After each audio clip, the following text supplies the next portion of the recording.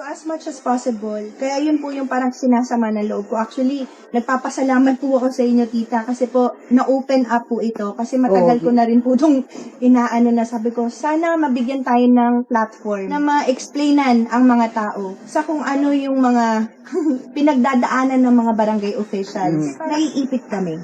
Ngayong buntag, hapon, gabi sa inyo tanan, Board Member Gretchen, nindot gyud na siya'y makapaistorya. Kaya akong gipatawag lagi, kay naay nga about diri marag unom na nagreklamo sila. Maayong buntag, hapon, udto, o gabi po sa inyong tanan. Ingon ani magud ni Board, niay sila ni anhi diri na kana daw mga scholars sa atong representative. Papirma sila na gipalabas na ginikanan o relative sila sa mga scholar and yet dili. Kaduha na kong pangutana, wa ba day ginikanan ang mga scholars or wala ba'y kadugo or wala ba'y mga guardian na tinuod? Nganong lain man tao ang mupirma board? Unsa man ning di ko kasabot. Actually po, totoo po yun. Ang nangyari po niyan, may pinadala po sa amin sa baray na Certificate of Attestation. Ang worry ko po kasi, ang Certificate of Attestation, hindi po yan regular na ginahatag sa barangay. Kaya naamang yun ni ka na ganun, gina-follow po na certification, which is na ay Certification of Residency, Certificate of Indigency, yung mga ganyan po. But the attestation, ang sabi po nila is parang, ito Sinong po nila?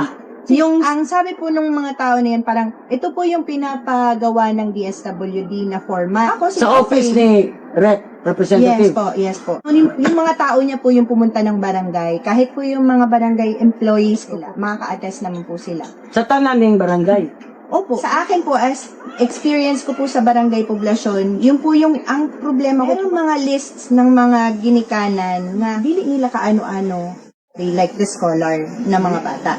Halimbawa, ito, ako, may anak akong 3. Yung isa, ipapangalan ko sa akin. Yung 2, ipapapangalan ko sa ibang tao.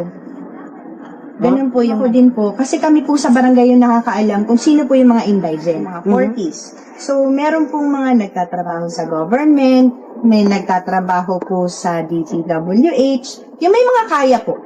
Yung mga indigent.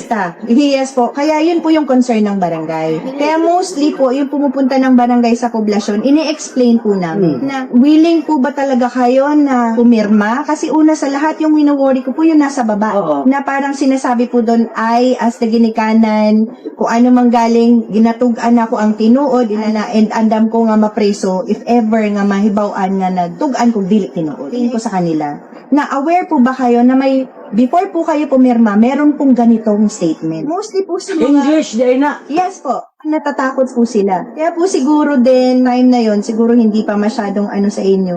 Late na lang din po nila na open up sa inyo dahil po dun sa nangyari niyo po na mga videos. Concern ko po nun kasi even yung ibang barangay, napipilitan silang gumawa ng certification of attestation kahit alam nilang hindi totoo yung mga nakalista. O dili man ako dili man ako So, magiging kawawa po yung mga barangay kasi po una sa lahat, pag naging strict po kami at sinunod po namin yung kung ano po yung talagang mandated sa amin, nasisira sa mga tao. Kasi pinakapakalat po nila, si poblasyon stricto-stricto, bakit yung ibang barangay okay lang? So, parang nagiging unfair po kasi kami, tugan raman mis tinuod.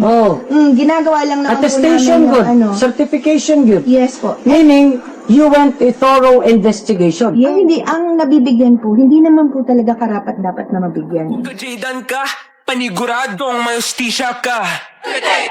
Kung ka-Jaydan ka, garantisadong protektado ka. Kung ka-Jaydan ka, katurungan ay tiyak na abot kaya. Kung ka-Jaydan ka, hindi mawawalan ng pag-asa. So, para sa akin, parang unfair naman Mura na po yung yun. nagmangakag og cash assistance ang government pero naireklamo na dili indigent nakadawat. Kung tano na the staff sa atong representative Madam Kaka na explain po diri open dili man ko bias para po madunggan ang inyong explanation para po masabtan unsay inyong punto kay mutabang mo no na amo i-scholar unya falsification of documents daghan madamay pareho ini dili magyud siya tinuod na maoy relative sa scholar pero siya ni attest kaduha daghan madamay sa barangay ngano naghatag mo og certification kintahay nag-investigate mo din Bisag kabalo ka mo sa tinuod, hatag gihapon mo. That is, again, pag binuang sa documents. Naalagi tayo na taga-agtabang, pero naatay gipalubog. Ato lang kaustapin ang barangay captain or barangay officials na, paghilom na mo, kaya naamoy kat. Makaingon mapunta ingon ana noon. Ayaw gid mo kasilaw sa kwarta mga igsuon ko. Kana ra bang inyo ra pong madawat basi ra pong 5,000, 3,000 dili man na igo og manya kay bisan pag 20 years ago ang kutkuton ka na ay mo investigate ana kabalo ba gitas gobyerno na bisan nag-retire na ka kung naagyoy nasilip na butas hindi ka pagyapon mapriso. Proven guilty. Unya kay ikaw mo may namirma. Mauna akong giinutong nagreklamo. Namirma man mo. Bisag wa mo'y nadawat, naamoy nadawat, walay inosente pag-abot sa batas. Friends to the law, excuses. Yes, excuses no one. Dili ka na moingon, adi nato ni kasuhan, nato ni prisuhon kay mangmang. Di man na pwede, makabalo gani ka ni pirma. This Kajaydan program is open to any party. Ipadala diri Madam Kaka na staff na maka-explain diri kay matubag ang inyong side diri sa akong account sa atong mga viewers, daghantag followers na dinagat nons, outside dinagat also. Kaya aron po madunggan. Kay this is another issue from your office. Dako kaining issue na papirmahon nato ang dili siya di ay si Poncio Pilato pero nagkunwari na siya si Poncio Pilato. That is pangliling lang. Agaan og chance na ma-regular sa og trabaho. But you have to submit all truthful, genuine documents. Mga panahon po kasi ngayon, scholarship and everything, binibigay na lang po talaga sa amin yung lista, tita. Hindi na po kami yung pipili. Kasi po yung dati po, mga past na kami pa po yung pinapapili. Kasi una sa lahat, kami po ang nakakaalam po sino yung mga indigent. Yes. How come na ngayon, hindi na kami yung pumipili. Ibang na yung parang nagpapasalamat din po yung iba na syempre naiintindihan po nila. Ang barangay po kasi, nandyan po yung katarungan pambarangay. Ngayon, kung hindi niyo po kami masaligan, ano pa pong purpose? Bakit po kayo hihingi ng tulong sa amin? Kung ganyan pong magsisinungaling kami. Kung ano po yung nasa certificate, kailangan po nating intindihin na dapat tama.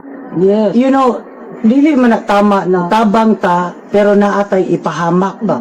Ang inyong madawat na 5,000, 9,000, pira pa na, bahalag 50,000 pa na, di pa na enough sa stress na inyong maranasan talagi mo, murag ako ragi mo barog, sa kanag yung barugan tagi ka ba sa tama ka, daug-daugon ka, barog yun ko, tagi ka ba sa tama ka, akong nahibawan, buhian man mo ana, kung nagkaletse-letse na ang ako lang di kabalakan, gaina, nag-ingon ko sa katong namirma na nagreklamo, huy, basi no, ug moabot ang panahon na kalkalo na ingnon ra mo dito na wa may makabalo na dili di ay ka kamag-anak sa eskwela ngano ni pirma man ka diha baliktaron mo ba ngano ni pirma man ka diha baliktaron mo ba unta pero atong ipahamak tandaan ninyo walay usok walay aso na magunitan labi na karon nagrabi ang mga issue so hanapan og butas na ay nagingon sa ako board madam concern lang ni madam kay imo magikot-kot ana si pangayuan nimo accountability si Kaka basic pog ipa-audit ka for the information of everybody. Kahuman na kong termino, wa pa'y 3 o 4 unom kabulan, gitagaan na dayon ko sa COA and CRO, certification na clear ko. Ako'y unang gobernador, wa mitanan hanaw, usa ko mamirma, permigid na ko ipatawag ang COA diri sa probinsya sa Unutabang, dili kay iduot ang tao. How about the other barangays? Yun ang nakakoncern ko, maumito gitawag taka. Yeah. Yung mga big po nila na parang wala naman akong choice ka kasi yun yung sinabi. So, no, for as long as you know the right thing to do, dapat yun po yung ginagawa natin. Na ay mensahe di si local hero sa inyo. Ang kaluoy daw, ibutang sa lugar. Kay pariho anak, maluoy manggugko or mahadlok manggugko. Ang inyo daw kahadlok o kaluoy ibutang sa lugar. Kay kamo ang hadlukon terme o kamo ang makaluluon pag-abot sa panahon.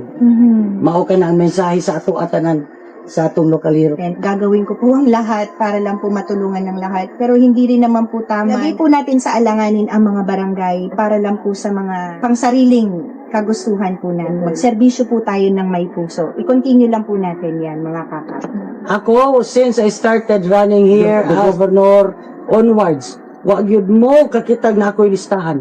I'd rather not know who voted for me and did not vote. So I could give my full service to whoever will go and approach me and ask assistance. Timaan ka, kisa ni dool mo. Si Poncio Pilato, tanaw na to. Ay, wa masalistan, wa na, dili na to ah. Ay, if I die, I want to be known as a charity worker, not a politician. My service, public service for me is not only a job, but a commitment of my soul to God. Thank you so much sa inyo dyan. Kung ka-Jaydan ka, May hustisya. Kung ka-Jaydan ka, paniguradong may ustisya ka.